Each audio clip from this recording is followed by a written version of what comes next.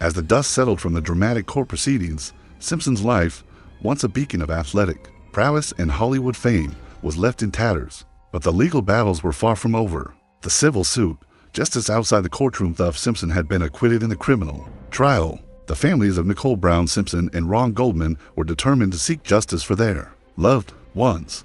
The civil courts were the next battleground for Simpson, as the families of the victims filed a wrongful death lawsuit against him. Civil trials are different from criminal trials in that the burden of proof is lower.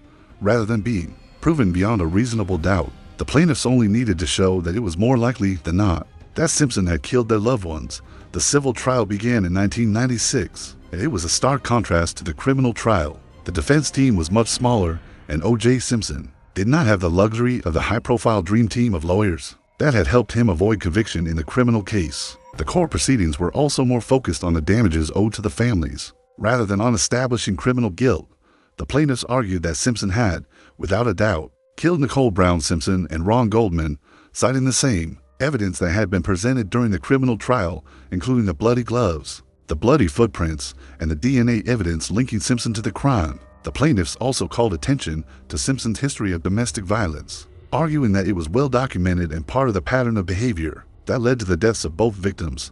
Unlike the criminal trial, where O.J. Simpson's legal team was able to successfully create reasonable doubt, the civil jury deliberated much less time before reaching a verdict. On February 4, 1997, the civil jury found Simpson liable for the wrongful deaths of Nicole Brown Simpson and Ron Goldman. The jury awarded the Goldman family $33.5 million in damages, including both compensatory and punitive damages. Simpson was ordered to pay this amount to the victims' families. The civil verdict did not offer the satisfaction of criminal justice, but provided the families with a legal victory. However, the financial reality for Simpson was stark. At the time, Simpson was in significant debt, with an estimated net worth of around $11 million, a fraction of the money he had made during his peak years as a football star and actor. The civil judgment was a blow to his finances, and it would take years for the Goldman family to see any meaningful compensation. Simpson had assets frozen, and his prized possessions were sold off, including his Heisman Trophy, which was auctioned off to help pay the damages. Simpson's life post-acquittal,